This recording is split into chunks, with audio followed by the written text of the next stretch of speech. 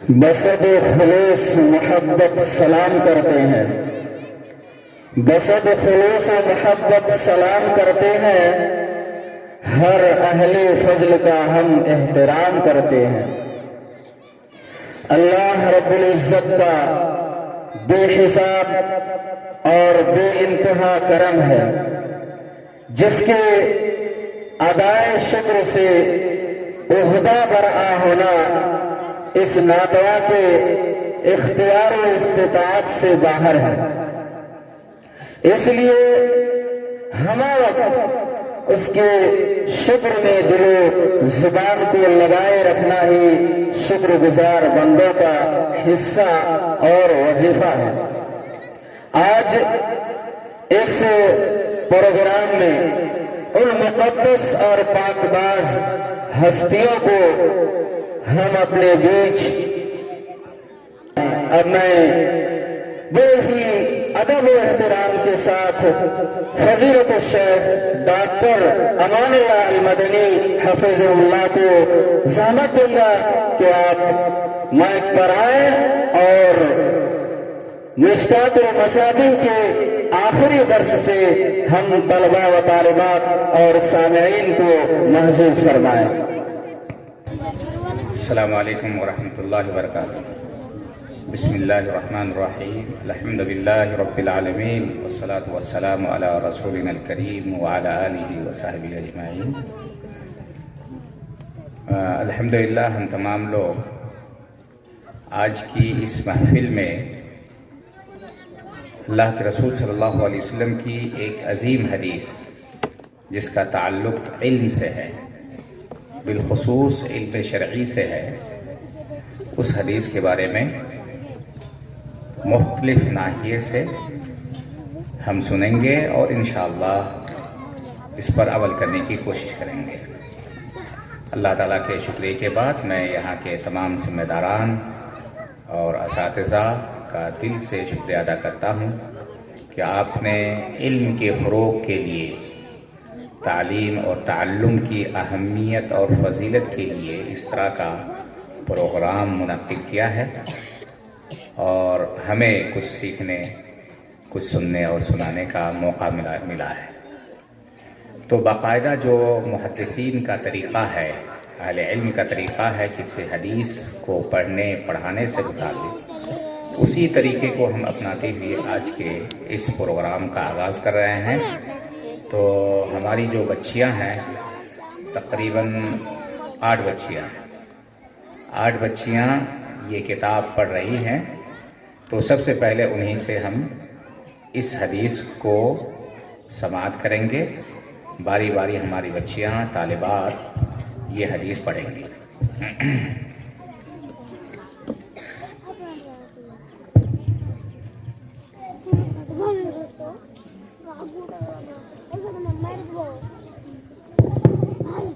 السلام علیکم ورحمۃ اللہ وبرکاتہ۔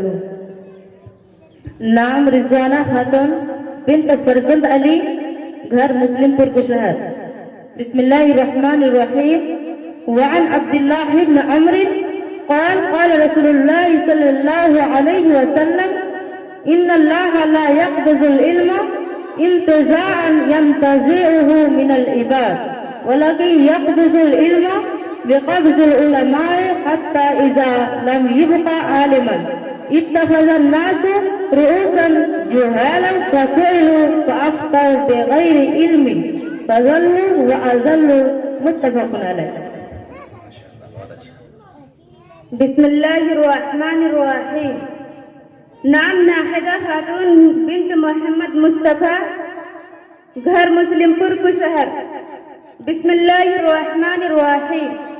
وعن عبد الله بن عمرو قال قال رسول الله صلى الله عليه وسلم إن الله لا يقبض العلم انتزاعا ينتزعه من العباد ولكن يقبض العلم بقبض العلماء حتى إذا لم يبقى عالما اتخذ الناس رؤوسا جهلا فسئلوا فأفتوا بغير علم فزلوا وأزلوا، متفق علیہ۔ ماشاء اللہ، بہتر، بہت اچھا۔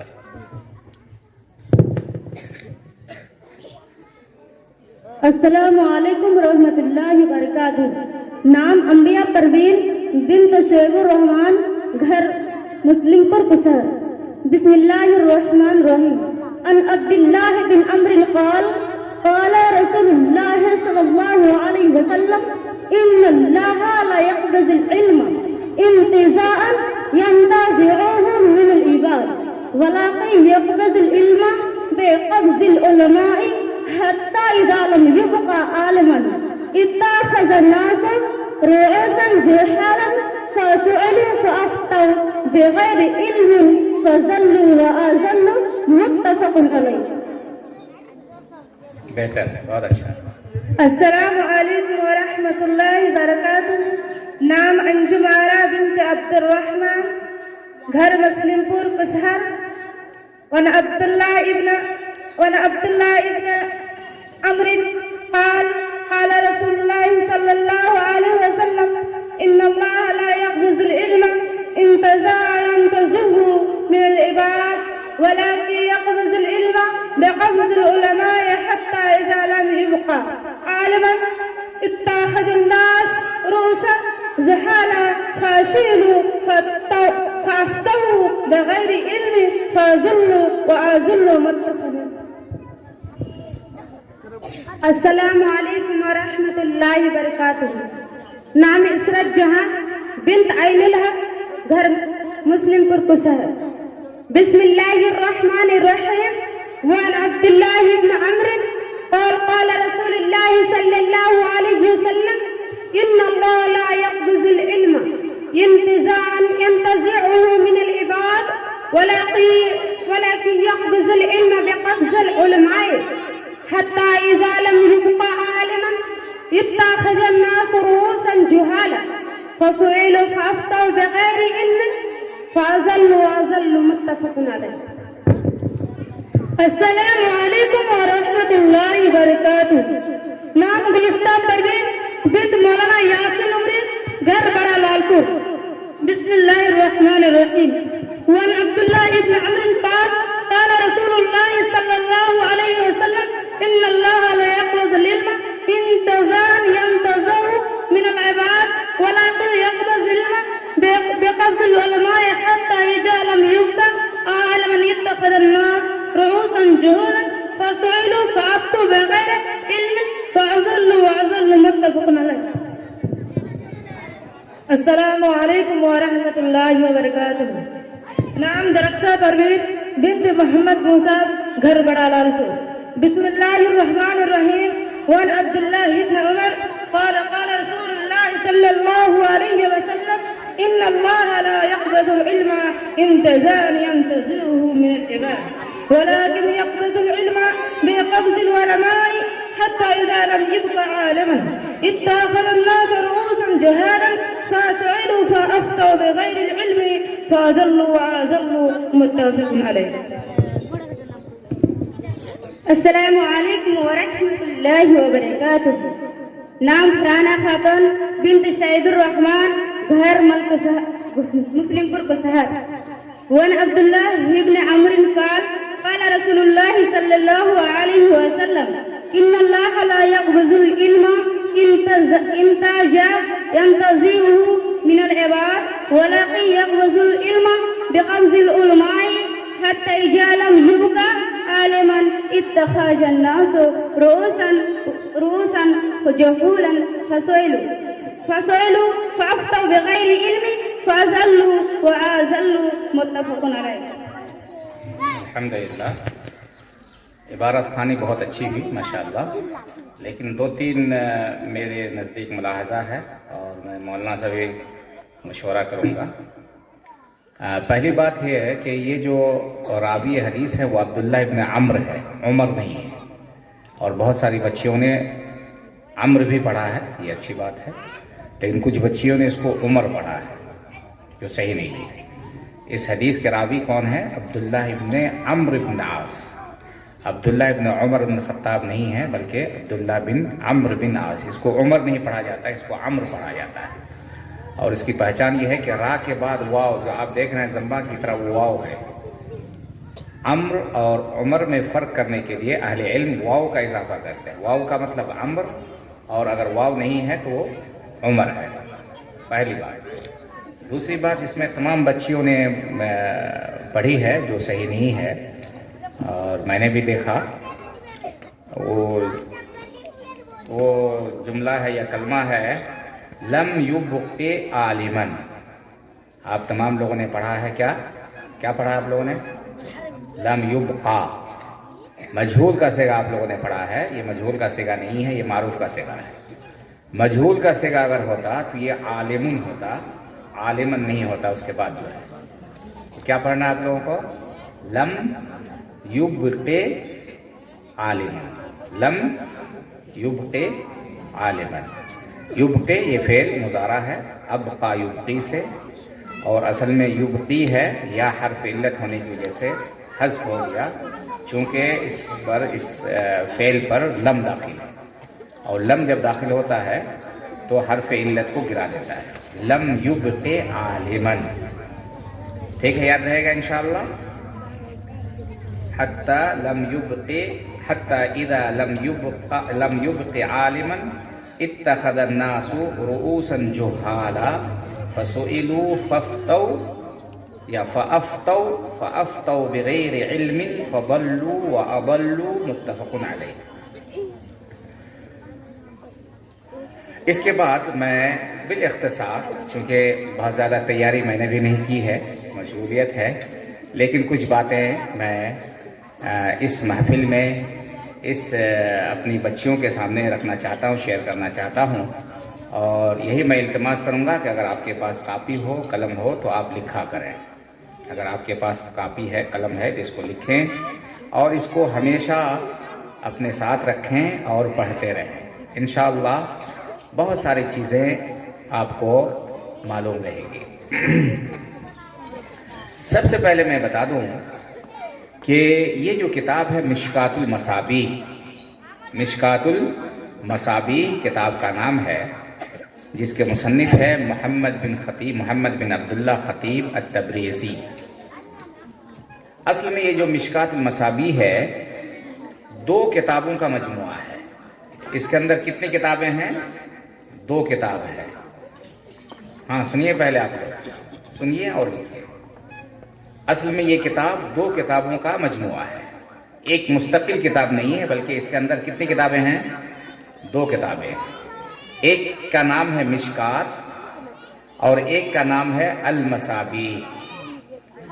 ایک کا نام ہے مشکات اور ایک کا نام ہے المصابیح.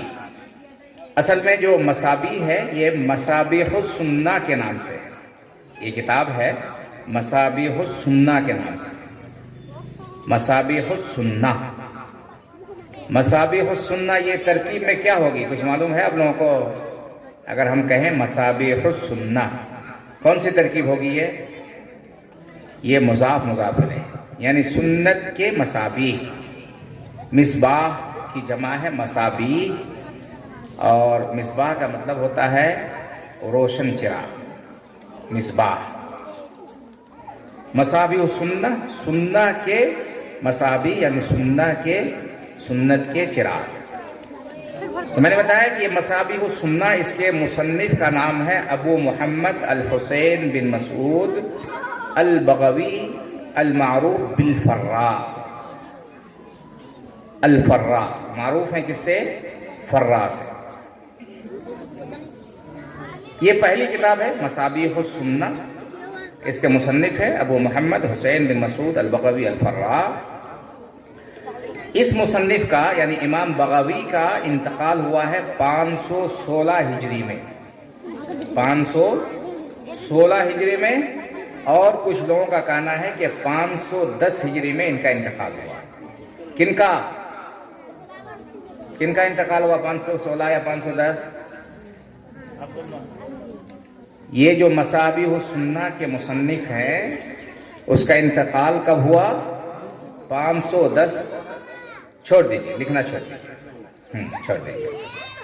مصابیح السنہ کے مصنف کا نام ہے الامام البغوی الفراء. ان کا انتقال ہوا 16 ہجری میں. یہ مصابیح السنہ کیا چیز ہے؟ یہ اصلی کتاب ہے. اس کے بعد ایک مصنف آئے، ان کا نام تھا محمد بن عبداللہ بن خطیب البغدادی تبریزی، خطیب تبریزی. انہوں نے اس کتاب کے اندر استدراک کیا ہے، کچھ اضافہ کیا ہے، اس کو نئی ترتیب دی ہے.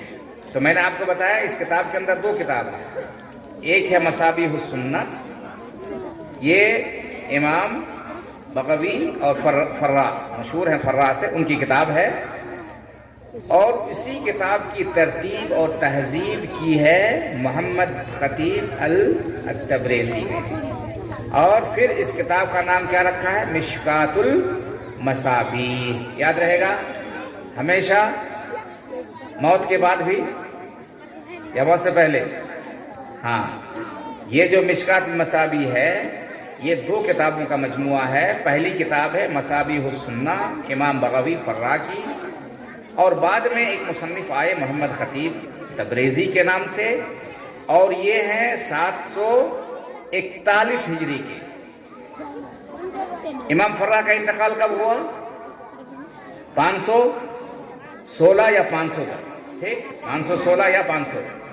اور اس کے بعد ایک مصنف آئے مشکات المصابیح کے مصنف، اور انہوں نے اس کتاب کی ایک نئی ترتیب دی. اس کتاب کے اندر استدراک کیا، اس کتاب کے اندر کچھ اضافہ کیا، اور اپنی کتاب کا نام کیا رکھا؟ مصابیح السنہ کے بجائے مشکات المصابیح کتاب کا نام رکھا.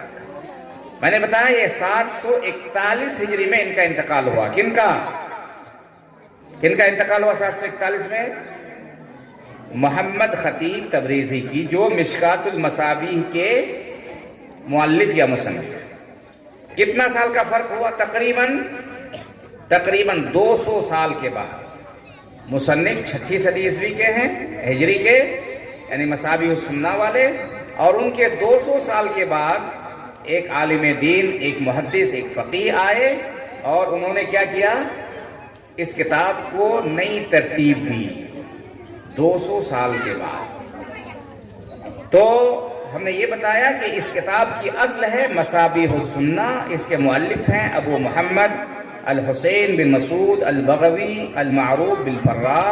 ان کا انتقال 516 یا 510 ہجری میں ہوا، زیادہ صحیح ہے 516. مصابیح السنہ کے مصنف کا لقب ہے محی السنہ و رکن الدین. محی السنہ و رکن الدین، محی زندہ کرنے والے، سنت کو زندہ کرنے والے. اس مصنف کی بہت ساری مشہور کتابیں ہیں. ان میں سے ایک کتاب ہے التہذیب فی فقہ الشافعیہ، اور ایک کتاب بہت ہی مشہور ہے شرح الحدیث، شرح السنہ. یہ حدیث سے متعلق ہے. اس کتاب کا نام ہے شرح السنہ امام بغوی کی. اسی طرح تفسیر میں ان کی کتاب ہے، بہت ہی مشہور ہے، ہر لائبریری کے اندر پائیں گے، معالم التنزیل. اور ایک مشہور کتاب جو مصابیح السنہ، یہ جو کتاب ہے اس کی اصل ہے مشکات المصابیح کی اصل ہے مصابیح السنہ. یہ ان کی کچھ کتابیں ہیں. امام بغوی فرا نے اس کتاب کو یعنی مصابیح السنہ کو 7 سنت کی کتابوں سے جمع کیا. 7 سنت کی کتاب یعنی 7 احادیث کی کتابوں سے اپنی اس کتاب کو مصابیح السنہ کو جمع کیا ہے. اس کتاب کے اندر سند ہے یا نہیں ہے؟ سند سمجھتے ہیں آپ لوگ؟ سند کہتے ہیں سلسلۃ الرواۃ. راوی ہوتے حدثنا فلاں. اس کے بعد جب آپ اوپر جائیں گے مشکات ترمذی پڑھیں گے، بتاؤ بخاری مسلم، اس کے اندر سند ہے. سند کہتے ہیں سلسلۃ الرواۃ. امام جیسے یہ خطیب ہیں، انہوں نے اپنے شیخ سے سنا، انہوں نے اپنے شیخ سے سنا، انہوں نے اپنے، اس کو کہتے ہیں اسناد یا سند. سلسلۃ الرواۃ، راوی، رجال، لوگوں کے سلسلہ کو سند کہتے ہیں. اور کسی بھی حدیث کے صحیح ہونے کے لیے سند کا صحیح ہونا ضروری ہے. سند اگر صحیح نہیں ہے تو حدیث صحیح. انہوں نے مصنف رحمہ اللہ نے مصابیح السنہ کے مصنف نے کیا کیا تھا؟ صرف سند کو حذف کر دیا، حتیٰ کہ جو صحابی تھے، صحابی کا بھی نام انہوں نے غالباً حذف کر دیا۔ کیوں؟ اختصار کے لیے، تاکہ لوگوں کو کتاب اٹھانے میں کوئی پریشانی نہ ہو۔ اور انہوں نے اپنی کتاب کو 2 حصے میں تقسیم کیا تھا۔ کتنے حصے میں؟ 2 حصے میں، یعنی ہر کتاب کے اندر 2 قسم ہوتے تھے۔ ایک قسم کے اندر صحیح احادیث، خاص کر کے بخاری مسلم، اور دوسری قسم کے اندر حسان کہتے ہیں وہ، یعنی صحیح سے کم تر درجہ، حسان۔ یہ ان کی ترتیب تھی۔ یہ کتاب بہت ہی مشہور ہوئی اور کہا جاتا ہے کہ مشکات المصابیح کے مصنف، ابھی ہم لوگ کون سی کتاب پڑھ رہے ہیں؟ مشکات المصابیح۔ اس کے جو مصنف، جو 200 سال کے بعد آئے، اصلی مصنف سے، مصابیح السنہ کے مصنف سے 200 سال کے بعد جب یہ آئے، انہوں نے اس کتاب کو پڑھا، اس کتاب کے وہ دلدادہ ہو گئے۔ کون دلدادہ ہو گئے؟ کون دلدادہ ہوئے؟ محبت کرنے لگے۔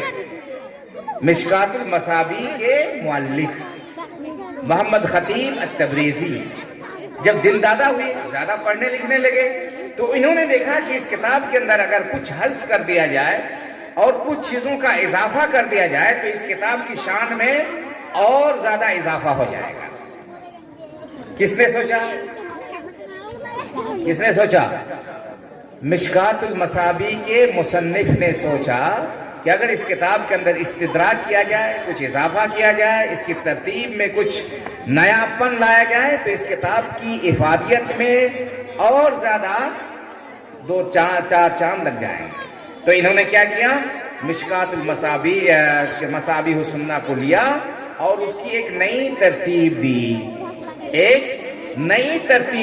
مصابیح السنہ کے اندر۔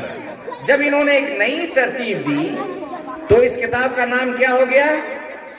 کیا ہوا؟ مشکات المصابیح ہو گیا۔ مشکات المصابیح ہو گیا۔ تو مصابیح السنہ کے بارے میں آپ نے جانا، اب ہم جانیں گے کس کے بارے میں؟ مشکات المصابیح کے بارے میں۔ مشکات المصابیح کے مؤلف کا نام ہے محمد بن عبداللہ الخطیب العمری التبریزی۔ ان کا انتقال کب ہوا؟ 700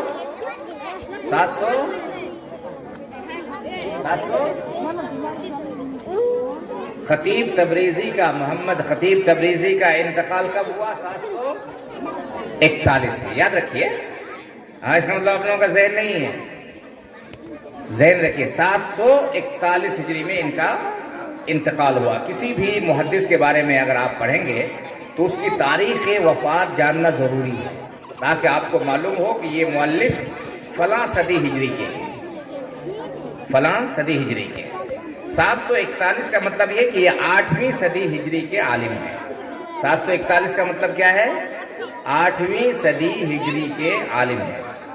میں نے بتایا کہ اس کتاب کی اصل کتاب کون سی ہے؟ اس کتاب کی اصل کیا ہے؟ مصابیح السنہ۔ اس کتاب کی اصل مصابیح السنہ ہے۔ انہوں نے کیا کیا؟ ایک نئی ترتیب دی۔ کس نے؟ مشکات المصابیح کے مؤلف نے ایک نئی ترتیب دی۔ اور میں نے بتایا اس سے پہلے کسی بھی کتاب کو مصابیح السنہ کے اندر 2 قسموں بیان کیا جاتا تھا، انہوں نے ایک قسم کا اور زیادہ اضافہ کیا۔ اس لیے آپ مشکات المصابیح کھولیں گے یا آپ نے پڑھا ہے، جانتے ہوں گے کہ سب سے کہیں گے کتاب العلم، اس کے بعد کیا کہیں گے؟ الفصل الاول، پھر الفصل الثانی، پھر الفصل الثالث۔ 3 فصول آپ ہر کتاب کے اندر 3 فصول آپ پائیں گے، الفصل الاول، الفصل الثانی، الفصل الثالث۔ پہلی فصل کے اندر امام تبریزی جو مشکات المصابیح کے مؤلف ہیں، یہ پہلی فصل کے اندر کون سی حدیثوں کا ذکر کریں گے؟ یہ بخاری مسلم ہر اس حدیث کو ذکر کریں گے، یا انہوں نے جو حدیثیں ذکر کی ہیں وہ یا تو امام بخاری اور مسلم نے روایت کی ہے یا صرف ان میں سے ایک نے روایت کی ہے، پہلی فصل کے اندر۔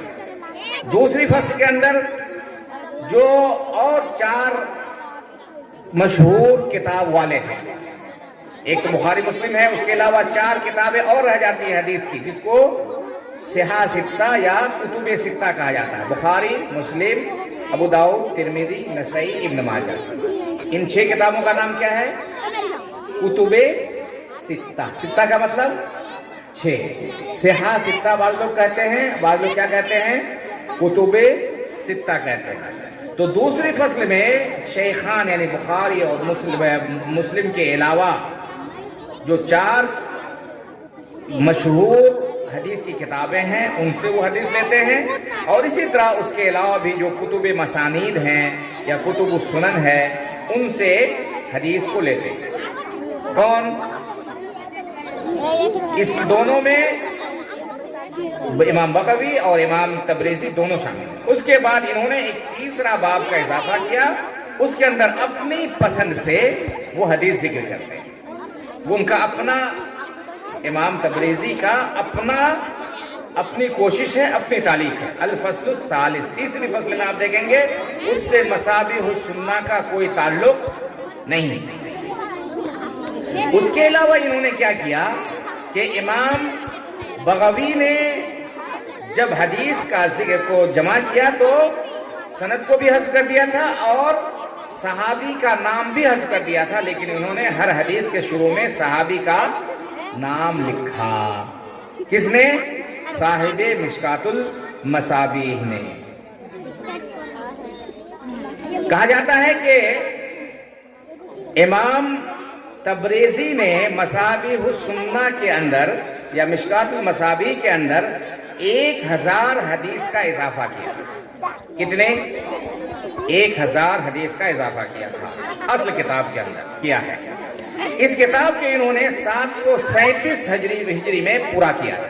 مشکات المصابیح کو مکمل کیا تھا کب؟ 737 ہجری میں۔ میں نے آپ کو بتایا کہ مصابیح السنہ کی بہت زیادہ فضیلت رہی ہے، بہت اہمیت رہی ہے، بہت کتاب مشہور ہوئی، بہت سارے لوگ اس کو پڑھنے لگے۔ اس کتاب کی شہرت کی وجہ سے امام تبریزی نے اس کتاب کے اندر استدراک کیا، اضافہ کیا اور اس کو اور زیادہ مہذب کیا، اور اس کے بعد مشکات المصابیح، جس طرح مصابیح السنہ کی شہرت ہوئی اسی طرح پورے عالم اسلامی میں، پوری دنیا میں مشکات المصابیح کی بھی بہت زیادہ شہرت ہوئی۔ پھر لوگوں نے کیا کیا کہ مشکات المصابیح کے شروحات لکھے، اس پر تعلیق چڑھائے۔ بہت زمانہ پہلے، بہت پہلے ایک عالم گزرے ہیں، ان کا نام ہے ابن حجر الہیثمی۔ 2 چیز ہے، ایک ہیثمی ہے، یاد رکھیے گا، ایک ہیثمی ہے اور ایک ہیثمی ہے۔ یہاں کون ہے؟ ابن حجر الہیثمی۔ انہوں نے بہت پہلے ایک شرح لکھی اس کتاب کا، اور اس کی شرح آج تک شائع نہیں ہوئی ہے۔ یعنی مؤلف کے زمانے میں یا ان کے بعد میں جو لوگوں نے ہاتھ سے لکھا تھا، جس کو مخطوط کہتے ہیں، وہ اسی حالت میں آج بھی ہے۔ اہل علم کہتے ہیں کہ اس کتاب کی یعنی مشکات المصابیح کی شرح جو ابن حجر الہیثمی نے کی تھی وہ اپنی حالت پر ہے، اور اس کی طباعت نہیں، اس کی طباعت نہیں۔ اس کے علاوہ اس کتاب کی ایک شرح بہت ہی مشہور ہے، کئی جلدوں میں ہے، جو موجود ہے۔ ایک حنفی عالم ملا قاری نے اس کتاب کی شرح لکھی ہے۔ اس کتاب کا نام ہے مرقات المفاتیح۔ مرقات کے نام سے مشہور ہے، مرقات المفاتیح۔ ایک حنفی عالم ہے، یہ 11ویں جی تو ایک بہت ہی مشہور شرح ہے اس کتاب کی، مرقات المفاتیح، ملا قاری حنفی کی، جو 11ویں صدی ہجری کے عالم ہے، 11ویں صدی ہجری کے۔ میں آپ لوگوں سے ایک چیز پوچھوں آپ لوگوں سے، یہ جو ابھی ہم لوگ ہیں یہ کس صدی ہجری میں ہیں؟ کون بتائیں گے کس صدی ہجری میں ہم لوگ ہیں؟ ہم لوگ ابھی 15ویں صدی ہجری میں، کون سا سال ہے؟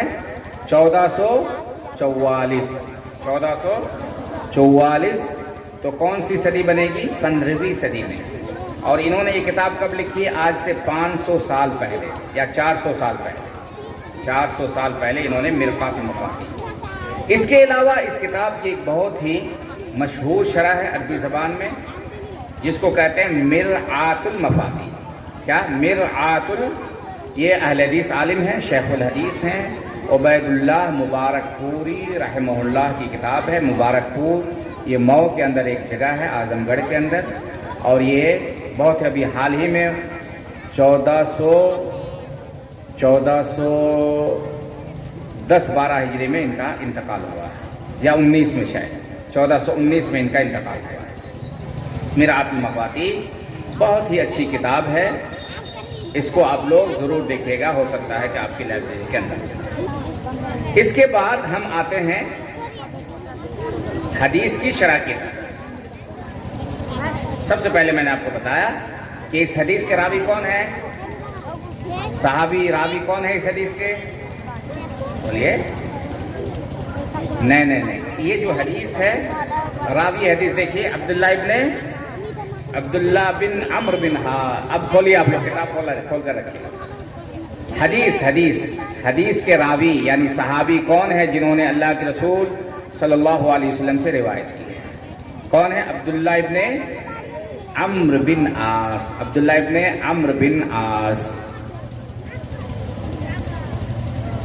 ابن عمرو بن عاص ان کا لقب تھا القرشی، خاندانی اعتبار سے ان کو قرشی کہا جاتا تھا۔ صحابی ہیں اور ان کے والد بھی صحابی ہیں۔ عبداللہ بن عمرو بن عاص کے والد کون ہیں؟ کون بتائے گی؟ عبداللہ بن عمرو بن عاص کے والد کون ہیں؟ عبداللہ بن عمرو بن عاص کے والد کا نام کیا ہے؟ دیکھیے اس میں کتاب میں دیکھیے، عبداللہ بن عمرو بن عاص کے والد کا نام ہے عمرو بن عاص۔ کیا نام ہے؟ عبداللہ بن عمرو بن عاص کے والد کا نام عمرو بن عاص۔ عبداللہ بھی صحابی ہیں اور ان کے والد عمرو بن عاص وہ بھی صحابی۔ عبداللہ بن عمرو بن عاص، یہ نہیں کہے گا کہ یہ تو ہم لوگوں کو بتایا نہیں۔ کوئی بھی ہو، پہلا نام ہوگا آدمی کا جس کے بارے میں، اس کے بعد جو بن ہے، بن کے بعد کن کا نام ہوگا؟ ان کے والد کا، پھر بن آئے تو ان کے دادا کا نام ہوگا۔ یہ ہوتا ہے نا، بن فلاں بن فلاں۔ یہ مکے میں پیدا ہوئی۔ کہاں پہ؟ مکے میں پیدا ہوئی، اور ان کا انتقال ہوا 65 ہجری میں۔ 65 ہجری میں ان کا انتقال ہوا۔ ان کے بارے میں کہا جاتا ہے کہ اپنے والد سے پہلے یہ مسلمان ہوئی۔ ان کے والد کون ہیں؟ کون؟ عمرو بن عاص۔ عمرو بن عاص سے پہلے یہ مسلمان ہوئے، اور ان کے والد بھی صحابی ہیں، یہ بھی صحابی ہیں، ان کے والد بھی صحابی ہیں۔ اور یہ عبداللہ ابن عمرو بن عاص کے بڑے لڑکوں میں سے، یعنی سب سے بڑے تھے عبداللہ ابن عمرو بن عاص۔ عبداللہ ابن عمرو بن عاص رضی اللہ عنہ جلیل القدر صحابی ہیں، اور ان کو کہا جاتا ہے کہ کچھ صحابہ اکرام ہیں جنہوں نے کثرت کے ساتھ زیادہ سے زیادہ اللہ کے رسول صلی اللہ علیہ وسلم سے حدیثیں روایت کی ہیں، جیسے عبداللہ ابن زبیر ہیں، اور کون ہے عبداللہ ابن عباس ہیں، عبداللہ ابن عمر ہیں، حضرت عائشہ ہیں۔ یہ لوگ زیادہ سے زیادہ اللہ کے رسول صلی اللہ علیہ وسلم سے روایت کی ہیں، حدیثیں روایت کی ہیں۔ انہی میں سے عبداللہ ابن عمرو بن عاص۔ عبداللہ ابن عمرو بن عاص کی خصوصیت یہ تھی کہ یہ لکھا کرتے تھے۔ یہ کیا کرتے تھے؟ لکھتے تھے، اور باقی صحابہ اکرام نہیں لکھتے تھے۔ انہوں نے اللہ کے رسول صلی اللہ علیہ وسلم سے اجازت طلب کی تھی کہ میں آپ سے جو کچھ بھی سنوں گا میں لکھوں گا، تو اللہ کے رسول صلی اللہ علیہ وسلم نے اجازت دی تھی۔ زمانے جاہلیت میں بھی لکھتے تھے، اور کہا جاتا ہے کہ یہ سریانی زبان ہے۔ ایک زبان کیا ہے؟ سریانی زبان کے بہت ہی ماہر تھے، انہوں نے 700 حدیث اللہ کے رسول صلی اللہ علیہ وسلم سے روایت کی. کتنے؟ 700 حدیثیں روایت کی ہیں. اس میں سے 700 میں سے 7 حدیث بخاری اور مسلم دونوں نے روایت کی ہے، اور 8 حدیث صرف بخاری نے روایت کی ہے، اور 20 حدیث صرف امام مسلم رحمہ اللہ نے روایت کی ہے، اور باقی روایات دوسرے کتابوں کے مصنفین نے اسے روایت کی ہے. اس حدیث کو صحیح سے اگر آپ کو پڑھنا ہو تو آپ اس طرح پڑھیے گا، وَعَنْ عَبْدِ اللَّهِ، ان حرف جر ہے، عبداللہ حرف جر کے بعد جو اسم آئے گا اس کو کیا ہوگا؟ جر ہوگا، مجرور، کسرہ ہوگا اس کو. وَعَنْ عَبْدِ اللَّهِ ابْنِ عَمْرِ بْنِ الْعَاصِ، عبداللہ ابن عمرو ابن العاص. ایک قاعدہ آپ لوگ یاد رکھیے گا، یہ جو بن آتا ہے، بن یا بنت کب آئے گا؟ جب وہ لڑکی ہوگی، عورت ہوگی تو کیا؟ بن. اور بن کس کا ہوگا؟ کس کے نام کے؟ اس میں جو مرد ہو، لڑکا اس کو بن لڑکی، بن لڑکا. بن یا بنت کا اعراب کیا ہوگا؟ کہتے ہیں اہل علم کہ دو اسم کے بیچ میں جو بن یا بنت آئے گا تو اس بن یا بنت کا وہی اعراب ہوگا جو اس سے پہلے والے اسم کا اعراب ہوگا. جیسے بن ہے، بن سے پہلے کون سا نام ہے؟ بن سے پہلے عبداللہ ہے. عبداللہ کا کیا اعراب ہے؟ یہاں پہ مجرور ہے، چونکہ اس سے پہلے حرف جر ہے. تو آپ کیسے پڑھیں گے اس کو؟ ان عبداللہ ابن. اور عمر کو کیا پڑھیں گے آپ؟ یہ مجرور ہوگا ہمیشہ، بن مضاف ہوگا اور اس کے بعد جو اسم آئے گا وہ ہمیشہ مجرور ہوگا. تو کیسے پڑھیں گے؟ ان عبداللہ ابن عمرو ابن العاص، ان عبداللہ ابن عمرو ابن العاص رضی اللہ عنہ. یہ دعائیہ جملہ ہے اور غالباً اسے صحابی کے لیے استعمال کیا جاتا ہے، لیکن غیر صحابی کو بھی رضی اللہ عنہ کہہ سکتے ہیں. اہل علم، پہلے کے اہل علم، اہل سنت ذکر کرتے تھے غیر صحابی کے، جیسے امام شافعی رضی اللہ عنہ آپ کتابوں کے اندر پائیں گے، جبکہ صحابی نہیں. صحابی کن کو کہتے ہیں؟ صحابی کن کو کہتے ہیں؟ جنہوں نے ایمان کی حالت میں رسول اللہ صلی اللہ علیہ وسلم کو دیکھا ہو اور ایمان کی حالت ہی میں ان کا انتقال ہوا ہو، ان کو کیا کہتے ہیں؟ صحابی جنہوں نے ایمان کی حالت میں رسول اللہ صلی اللہ علیہ وسلم کو دیکھا. ان عبداللہ ابن عمرو ابن العاص، یہ حدیث میں نے آپ کو بتایا. اس حدیث کے راوی اگر آپ سے پوچھا جائے اس حدیث کے راوی کون ہیں، کیا بتائیں گے؟ عبداللہ ابن عمرو ابن العاص رضی اللہ عنہ ہے. کہتے ہیں قال رسول اللہ صلی اللہ علیہ وسلم، رسول اللہ صلی اللہ علیہ وسلم نے فرمایا. قالا کیا ہے؟ اسم ہے کہ حرف ہے؟ قالا اسم ہے کہ حرف ہے؟ اسم ہے. کیا ہے؟ یہ فعل ہے، فعل ماضی. قالا فعل ماضی، اس کا مضارع کیا ہوگا؟ یقولو. قالا یقولو. قالا رسول اللہ صلی اللہ علیہ وسلم، رسول اللہ صلی اللہ علیہ وسلم نے فرمایا. فعل کے بعد فاعل آتا ہے. فعل قالا ہے، اس کا فاعل کیا ہے؟ رسول اللہ صلی اللہ علیہ وسلم. فاعل کا اعراب ہمیشہ مرفوع ہوتا ہے. فاعل کیا ہوتا ہے؟ مرفوع. قال رسول اللہ صلی اللہ علیہ وسلم، رسول اللہ صلی اللہ علیہ وسلم نے فرمایا. کیا فرمایا؟ ان اللہ لا يقبض العلم انتزاعا، کہ اللہ تبارک و تعالی علم کو نہیں اٹھا لے گا، نہیں اٹھائے گا. انتزاعا، اس میں دیکھیے انتزاعا کا مطلب ہے نزع، قلع کر دینا، اٹھا لینا، ختم کر دینا، سمیٹ لینا، کھینچ لینا، ختم کر دینا. الجذب، انتزاع کا معنی ہے الجذب والقلع. انتزاعا یہ مصدر ہے باب افتعال کا. انتزاعا افتعالا.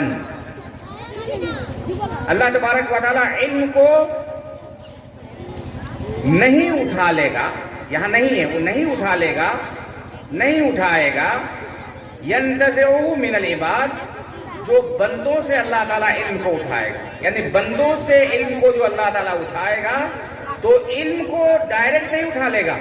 اس کا مطلب یہ ہے کہ اللہ تبارک و تعالیٰ قرب قیامت علم کو اٹھا لے گا، لیکن اٹھانے کا طریقہ یہاں بتا رہے ہیں کیسے ہوگا، کیسے اٹھائے گا۔ اسی لیے امام بخاری رحمہ اللہ نے اس حدیث کو جس باب کے تحت ذکر کیا، اس باب کا نام ہے باب کیف یقبض العلم، کہ کس طرح علم اٹھائے گا، باب کیفیت کیا ہوگی۔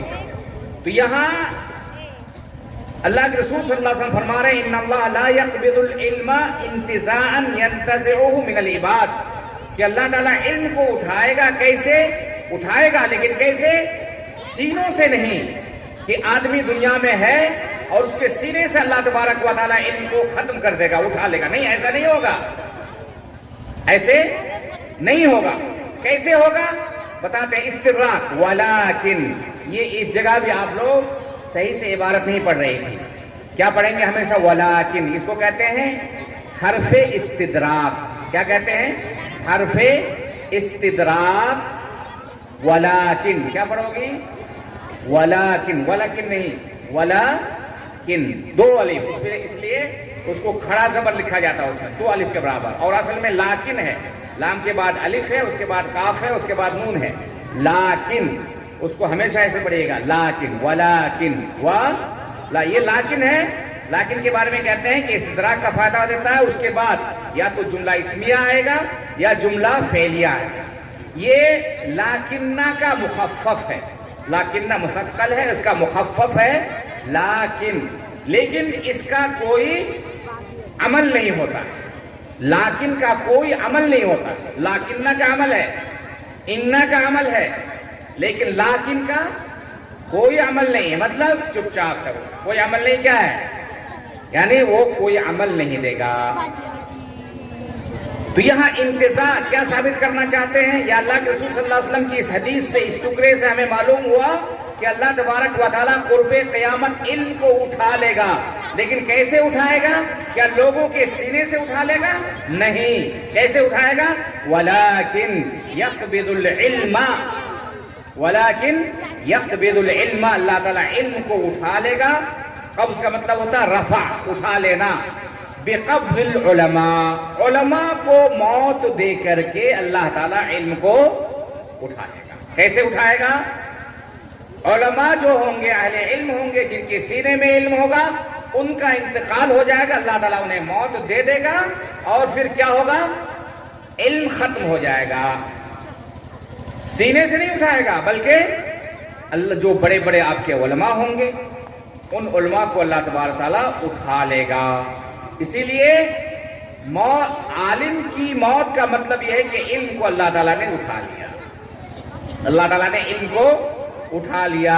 ولیکن یقبض العلم، اللہ تعالیٰ علم کو اٹھائے گا، کیسے، بقبض العلماء، علماء کو موت دے کر کے۔ اللہ تعالیٰ علم کو کیسے اٹھائے گا، علماء کو موت دے کر، حتی اذا لم یبق عالما، یہاں تک کہ اللہ تعالیٰ جب کسی عالم کو باقی نہیں رکھے گا، یہاں تک کہ جب لوگ علماء مر جائیں گے تو کتنے علماء باقی رہیں گے، جب سب علماء مر جائیں گے تو کتنے علماء باقی رہیں گے، 10-20، کوئی باقی نہیں رہے گا۔ اذا لم یبق عالما، جب کوئی عالم باقی نہیں رکھے گا اللہ تعالیٰ، یعنی سب کی موت ہو جائے گی، پھر کیا ہوگا، اتخذ الناس رؤوسا جہالا، تو لوگ اپنا سردار کس کو بنا لیں گے، جاہل لوگوں کو بنا لیں گے، رؤوسا جہالا۔ رؤوس کس کو بنائیں گے، رؤوس یہ راس کی جمع ہے، رؤوس سردار، خلیفہ، حاکم، مفتی، قاضی، جو دین کو جانے، علم کو جانے، قرآن و حدیث کو جانے، وہ کون لوگ ہو جائیں گے، وہ جاہل لوگ ہو جائیں گے۔ کیوں جاہل لوگ ہوں گے، علماء کہاں جائیں گے، علماء کہاں جائیں گے، علماء کا انتقال ہو جائے گا، اللہ تعالیٰ انہیں موت دے دے گا، پھر جاہل لوگ رہیں گے، اور پھر جاہل لوگ کیا کریں گے، لوگوں کی سرداری کریں گے۔ یہاں میں آپ کو بتا دوں، ہمارے محترم لوگ بھی بیٹھے ہوئے ہیں، اس حدیث کے اندر، میں بعد میں بھی بتاؤں گا کہ اس حدیث کے اندر یہ ہے کہ جاہلوں کو سردار بنانا، اعلیٰ پوسٹ دینا، یہ اس حدیث کے خلاف ہے۔ کوئی بھی سرداری ہو، کوئی بھی اچھا پوسٹ ہو، وہ کس کو دینا چاہیے؟ عالم کو دینا چاہیے۔ یہاں رؤوسن کا مطلب کیا ہے؟ خلیفہ، قاضی، فیصلہ کرنے والا، مفتی، امام، اور کہتے ہیں وَهُوَ السَّيِّدُ الْمُقَدِّمُ فِي النَّاسِ۔ رؤوس کس کو کہتے ہیں؟ راس کس کو کہتے ہیں؟ اس آدمی کو کہتے ہیں جو لوگوں میں سب سے آگے رہتے ہیں، ہر چیز میں آگے رہنے والا عالم ہونا چاہیے۔ جب تک ہر چیز میں عالم آگے رہیں گے تب تک کیا ہوگا کہ قیامت قائم نہیں ہوگی۔ قیامت کب قائم ہوگی؟ جب آگے علماء نہیں، علماء کے علاوہ جہال ہوں گے، جو پڑھے لکھے لوگ نہیں ہوں گے۔ یا میں آپ کو بتا دوں عالم کون ہے؟ کیا عالم وہ ہے جو کسی مدرسے سے سند حاصل کر لے؟ نہیں، عالم وہ ہے جو قرآن اور حدیث کا علم رکھے۔ قرآن اور حدیث کا علم آپ کے پاس کیسے رہے گا؟ جب آپ قرآن اور حدیث پڑھیں گے اور پڑھتے رہیں گے، مطالعہ جاری رکھیں گے، تب آپ کے پاس قرآن اور حدیث کا علم ہوگا۔ اگر آپ نے پڑھ لیا، پڑھنے کے زمانے میں آپ اچھے تھے، اور پھر آپ نے مطالعہ کرنا، پڑھنا چھوڑ دیا، تو آپ میں اور عام لوگوں میں صرف کیا فرق رہ جائے گا کہ آپ کے سر پر ٹوپی ہوگی، آپ کا بڑا کرتا ہوگا، پاجامہ ہوگا، اور لوگوں میں مشہور ہوگا مولانا فلاں، مولانا فلاں، بس۔ نہیں تو اصل میں ان میں اور عام لوگوں میں، جاہلوں میں کوئی فرق نہیں رہے گا۔ لیکن ایک آدمی پڑھنے کے زمانے میں اچھا نہیں تھا، پھر بعد میں محنت کرتا رہا، محنت جاری رکھا، مطالعہ کرتا رہا، تو وہ کیا ہوگا؟ انشاءاللہ آگے بڑھ جائے گا، وہ عالم ہے۔ ساتھ ہی ساتھ علم کے ساتھ ساتھ عمل کا ہونا ضروری ہے۔ اگر کوئی علم میں اچھا ہے، علم میں ماہر ہے اور عمل میں نہیں ہے تو وہ عالم نہیں ہے، وہ عالم نہیں۔ عالم کے لیے علم اور عمل کا ہونا ضروری ہے۔ اگر علم ہے عمل نہیں، عالم نہیں۔ اگر عمل ہے علم نہیں ہے تو وہ عالم نہیں ہے، دونوں کا ہونا ضروری ہے۔ لوگ کیا کریں گے؟ اللہ تبارک تعالیٰ علماء کو موت دے دے گا اور پھر کوئی عالم باقی نہیں رہے گا، تب لوگ کیا کریں گے کہ اپنا سردار، اپنا خلیفہ، اپنا قاضی، اپنا مفتی، اپنا امام جاہلوں کو بنا دیں گے۔ جب جاہلوں کو بنائیں گے ان کے پاس علم ہوگا؟ علم ہوگا یا نہیں ہوگا؟ اس کے پاس علم نہیں ہوگا۔ فَسُئِلُوا، پھر کیا کریں گے؟ لوگ ان سے سوال کریں گے، فتویٰ پوچھیں گے۔ فَسُئِلُوا، چونکہ وہی رئیس ہے، وہی رئیس ہے، وہی بڑے ہیں، وہی سردار ہیں، وہی قوم کے پیشوا ہیں، لوگ ان سے سوال کریں گے۔ فَأَفْتَوْا، پھر وہ جاہل لوگ جو لوگوں کے سردار بنیں گے وہ فتویٰ بھی دیں گے۔ آج افسوس ہے کہ بہت ساری محفلوں میں علماء اکرام کی موجودگی میں وہ لوگ بھی فتویٰ دینا شروع کر دیتے ہیں جس کے پاس علم نہیں ہوتا ہے۔ فتویٰ یہ بہت ہی اہم چیز ہے اور شریعت کی ایک سب سے اہم چیز ہے۔ فتویٰ دینا، مفتی بننا، قاضی بننا، یہ بہت ہی اہم چیز ہے۔ فَسُئِلُوا، لوگ فتویٰ دیں گے، لوگ پوچھیں گے۔ فَأَفْتَوْا، تو وہ رؤساء جہال، وہ جاہل قسم کے لوگ جو سردار بن جائیں گے، قاضی بن جائیں گے، مفتی بن جائیں گے، وہ فتویٰ دیں گے۔ کیسے؟ بغیر علم، بغیر علم کے فتویٰ دیں گے۔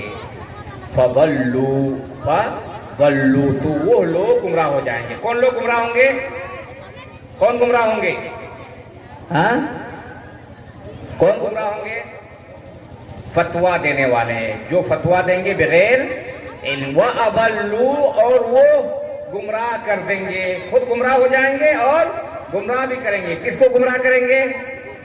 عام لوگوں کو جو ان سے سوال کریں گے، سماج کے لوگوں کو گمراہ کر دیں گے۔ فَضَلُّوا وَأَضَلُّوا، وہ خود گمراہ ہو جائیں گے اور دوسروں کو بھی گمراہ کریں گے۔ کوئی بھی حدیث آپ پڑھیں، ہمارے علماء اکرام بھی بیٹھے ہوئے ہیں، اس میں یہ فقہ پڑھنے کا طریقہ نہیں ہونا چاہیے۔ سب سے اہم چیز یہ ہے حدیث پڑھتے وقت کہ جو اس کے اندر الفاظ آئیں اس الفاظ کا معنی اور مفہوم آپ سمجھیں. اس کو کہتے ہیں مفردات یا حل المفردات یا غرائب اللفظ. جو غریب لفظ ہے اس کا معنی اور مفہوم سمجھنا چاہیے. یہاں کہا لا یقبض العلم، ان اللہ لا یقبض العلم. یہاں علم سے مراد کیا ہے؟ قبض کا مطلب میں نے بتایا القبض الرفع. القبض الرفع یعنی اٹھا لینا. قبض کا مطلب اٹھا لینا. العلم، علم کا مطلب علم الکتاب والسنہ وما یتعلق بہما. علم سے مراد قرآن اور حدیث کا علم، اور قرآن اور حدیث کے علم سے متعلق جو چیزیں ہیں اس کو اللہ تبارک و تعالیٰ اٹھا لے گا. انتزاعاً، انتزاع کا مطلب ہے الجذب، نزع سے ہے، وہو الجذب والقلع. الجذب والقلع، کوئی چیز باقی نہیں رہے گی، ختم ہو جائے گا. یقبض العلم ای یرفعہ. اور میں نے لاکن کے بارے میں بتایا کہ حرف استدراک ہے، حرف ابتدا کہتے ہیں. استدراک کا فائدہ دیتا ہے. اس کے بعد جملہ اسمیہ ہوتا ہے، جملہ فعلیہ ہوتا ہے. یہ لاکن غالباً واو کے ساتھ آتا ہے. وَلَٰكِن زُرْتُ مَكَّةَ، کیا کہیں گے؟ انی زُرْتُ الْمَكَّةَ، میں نے مکہ کی زیارت کی. وَلَٰكِنْ أَخِي لَمْ يَزُرْ، لیکن میرے بھائی نے زیارت. یہ حرف استدراک ہے.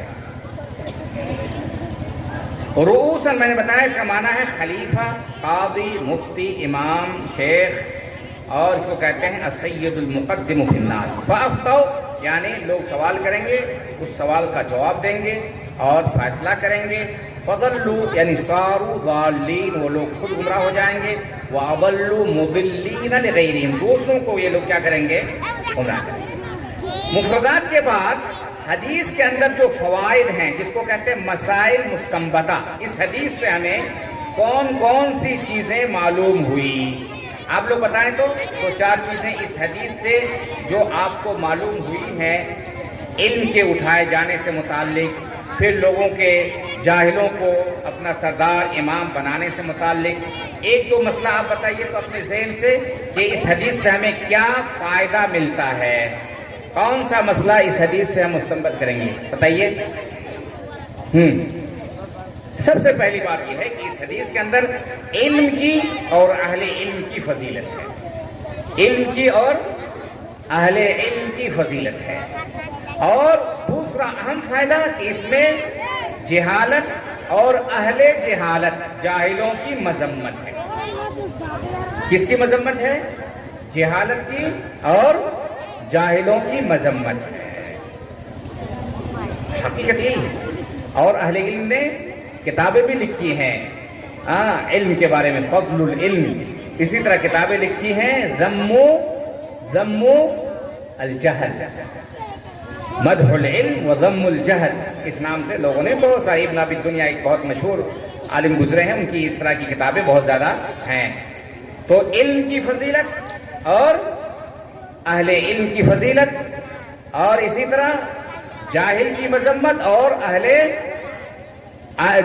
جہالت کی مذمت اور جاہلوں کی مذمت اس حدیث کے اندر بیان کی گئی ہے. اس کے علاوہ اس حدیث کے اندر یہ بتایا گیا ہے کہ ہمیں علم حاصل کرنا چاہیے. الحث علی طلب العلم، علی العلم، علم حاصل کرنے کی فضیلت ابھارا کیا ہے کہ ہمیں کیا کرنا چاہیے؟ علم حاصل کرنا چاہیے. کیسے اس حدیث سے ہمیں معلوم ہوا کہ علم حاصل کرنا چاہیے؟ اس لیے کہ اگر ہم علم حاصل نہیں کریں گے تو اس کا مطلب یہ ہے کہ ہم عالم نہیں ہوں گے، قرآن اور حدیث کو نہیں جانیں گے. پھر نہیں جانیں گے تو کیا ہوگا؟ ہمیں لوگ اپنا سردار بنائیں گے اور پھر ہم بغیر علم کے فتویٰ دیں گے. اور یہ کیا ہے؟ قیامت کی نشانیوں میں سے ایک نشانی. قیامت کی نشانیوں میں سے تو علم ہمیں سیکھنا چاہیے. اس پر ہمیں ابھارا گیا تاکہ زیادہ سے زیادہ علماء ہوں اور لوگ ان سے زیادہ فائدہ اٹھائیں. اسی طرح علماء کی موت ایک مصیبت ہے. اس حدیث سے ہمیں معلوم ہوا کہ علماء کی موت کیا ہے؟ مصیبت ہے. کیوں مصیبت ہے؟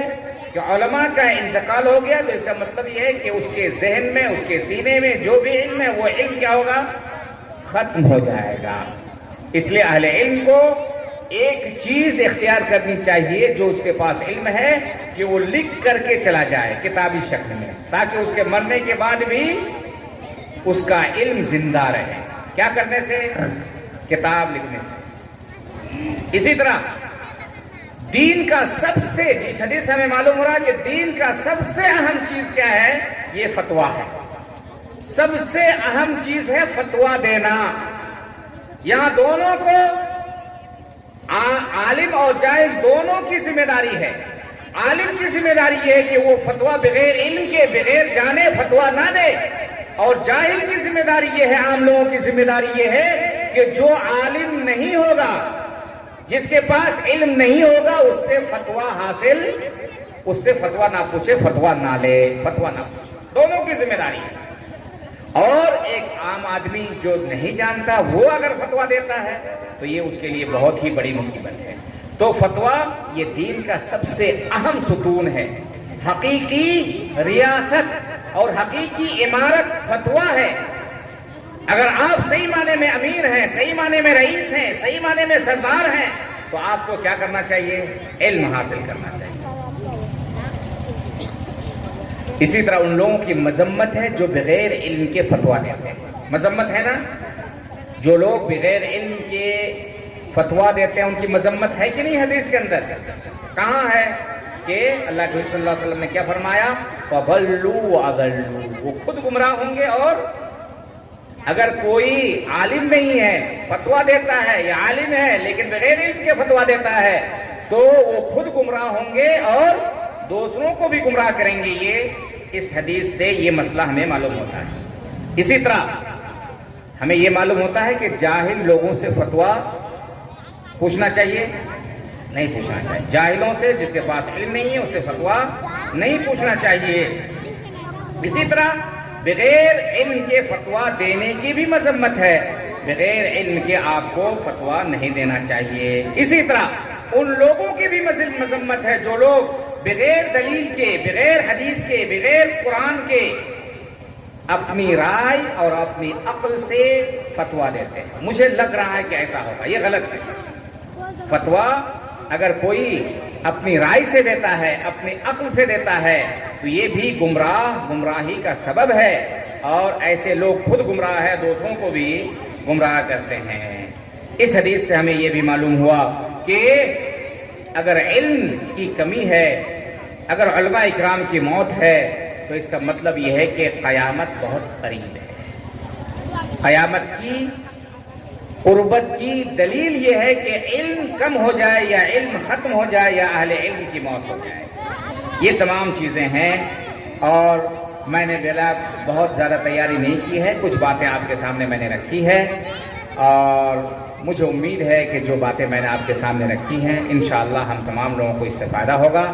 اللہ تعالیٰ سے دعا کرتے ہیں کہ اللہ تعالیٰ ہم تمام لوگوں کو زیادہ سے زیادہ علم حاصل کرنے، علم کی نشر و اشاعت کی توفیق عطا فرمائے۔ اللہ تعالیٰ ہمیں اہل علم کی قدر کی توفیق عطا فرمائے۔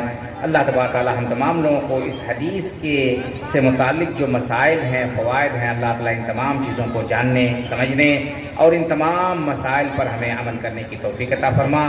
اللہ تبارک و تعالیٰ سے ہم دعا کرتے ہیں کہ اللہ تعالیٰ ہماری بچیوں کی حفاظت فرما، انہیں سعادت دارین، دنیا اور آخرت کی سعادت اور خوشی اللہ تعالیٰ انہیں نصیب فرما۔ اللہ تعالیٰ انہیں اپنے علم کو آگے تک، آخری مرحلے تک جاری رکھنے کی توفیق عطا فرما۔ اللہ تبارک تعالیٰ ان کے جو والدین ہیں، ان کے جو ذمہ داران ہیں، اللہ تبارک و تعالیٰ ان کے لیے یہ باعث اجر و ثواب بنا۔ اللہ تعالیٰ حقیقت میں وہ لوگ مبارکبادی کے لائق ہیں جو اپنی بچوں کے ساتھ ساتھ اپنے بچیوں کو بھی تعلیم دیتے ہیں، اور اس کی دیکھ ریکھ کرتے ہیں، اس کی تربیت کرتے ہیں، اس کے بارے میں سوچتے ہیں۔ یاد رکھیں میرے بھائیوں، بزرگوں، دوستوں، چونکہ علم سے متعلق یہ چیزیں تھیں، یہ حدیث ہیں، اس لیے میں آپ کو بتا دوں کہ اگر آپ دنیا میں کامیاب ہونا چاہتے ہیں تو آپ کو سب سے پہلے بچیوں کو پڑھانا ضروری ہے۔ جب تک آپ کی بچیاں نہیں پڑھیں گی، وہ صحیح ماں نہیں بن سکتی ہیں، وہ مربیہ نہیں ہو سکتی ہیں، وہ اپنے اولاد کی صحیح تعلیم اور تربیت نہیں کر سکتی ہے۔ باپ پی ایچ ڈی ہولڈر ہو، ایم اے ہو، بی اے ہو، باپ غالباً اپنے بچوں کو صحیح تعلیم و تربیت نہیں دے سکتے ہیں. اس لیے اگر ہم ترقی چاہتے ہیں دنیاوی اخروی دینی اور دنیاوی ترقی چاہتے ہیں تو ہمیں اولاد کے ساتھ ساتھ ذکور یعنی بچوں کے ساتھ ساتھ بچیوں کی تعلیم پر ہمیں زور دینا چاہیے. اور ایک اہم چیز میں آپ کے سامنے رکھنا چاہتا ہوں کہ آپ چاہے جس حالت میں آپ کے مدرسے ہوں، آپ لوگ اس مدرسے کا جو اصل ثمرہ ہے، جو ٹارگٹ ہے، اس پر آپ کو، ہم تمام لوگوں کو، علماء کو، ذمہ داروں کو، سب کو دھیان دینا چاہیے. صرف ایک روایتی انداز میں مدرسہ بنانا کسی بھی اعتبار سے صحیح نہیں ہے. ہم جانتے ہیں کہ ہمارے بڑے بڑے ادارے ایسے بھی رہے ہیں جو فوس کے رہے ہیں، ٹینا کے رہے ہیں، اور آج بھی ہیں، ہمارے اس علاقے میں بھی ہیں. ماشاءاللہ آپ لوگ قابل مبارکباد ہیں کہ اتنی تنگی کے باوجود آپ لوگ عربی چہارم تک اپنے تدریس کو لے گئے، بچوں کو پڑھا رہے ہیں. یہ بہت ہی یہ خوشائن چیز ہے، قابل مبارکباد ہیں یہاں کے لوگ، یہاں کے علماء، یہاں کے ذمہ داران. اور مزید میں آپ سے یہی کہوں گا کہ آپ کی تعلیم پر زیادہ سے زیادہ زور ہو، اور علماء اکرام سے، میں بھی اس میں داخل ہوں، یہی کہوں گا کہ مطالعہ کریں. حقیقت میں ایک حدیث سے متعلق کچھ باتیں جو میں نے پڑھی ہے ایک دن یا کچھ گھنٹوں میں یا کچھ منٹوں میں، حقیقت میں میرے علم کے اندر بہت زیادہ اضافہ ہوا ہے. اگر ہم لوگ روزانہ تھوڑا تھوڑا پڑھتے رہیں گے تو انشاءاللہ صحیح معنی میں ہم علماء بنیں گے. صحیح معنی میں ہم قرآن کریم کی آیت انما یخشی اللہ من عباد العلماء اور اللہ تبارک و تعالیٰ کا کلام یرفع اللہ الذین آمنوا منکم والذین اوتوا العلم درجات کے ہم مصداق بنیں گے. لیکن اگر ہم پڑھتے نہیں ہیں اور مطالعہ نہیں کرتے ہیں یا عمل نہیں کرتے ہیں، بغیر تحقیق کے فتویٰ دیتے ہیں، تو اس کا مطلب یہ ہے کہ ہم عالم نہیں ہیں. ہمارا شمار قرآن کریم کی ان آیتوں میں کبھی بھی نہیں ہو سکتا ہے. اللہ تبارک تعالیٰ ہم تمام لوگوں کو ایک جٹ ہو کر کے قوم اور سماج کو، برادری کو تعلیم و تربیت پر زیادہ سے زیادہ دھیان دینے اور ہمارے بچوں اور بچیوں کو دنیاوی و اخروی سعادت اور کامیابی کی طرف ہم تمام لوگوں کو دھیان دینا چاہیے.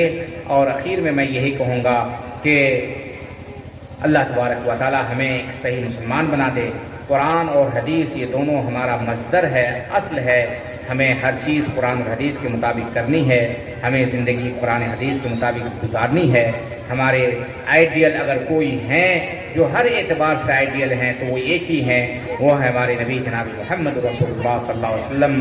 ان کی بات، ان کے قول فعل کے سامنے کسی کی بات اور کسی کے قول اور فعل کا کوئی اعتبار نہیں ہے. لقد كان لكم في رسول الله اسوة حسنة.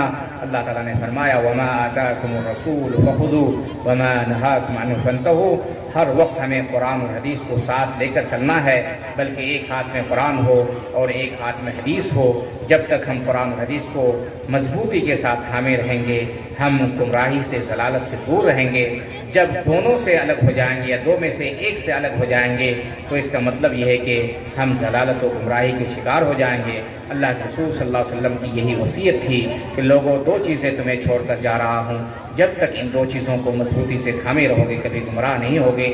ایک اللہ تعالیٰ کی کتاب قرآن کریم اور ایک میری سنت یعنی محمد رسول اللہ صلی اللہ علیہ وسلم کی حدیث.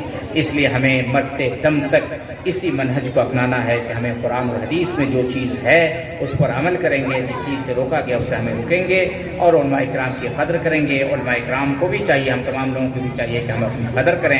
اقول قولی ھذا واستغفر اللہ لی ولکم ولسائر المسلمین فاستغفروہ انہ هو الغفور الرحیم. وصلی اللہ علی نبینا محمد وعلی آلہ وصحبہ اجمعین. والسلام علیکم ورحمۃ اللہ وبرکاتہ.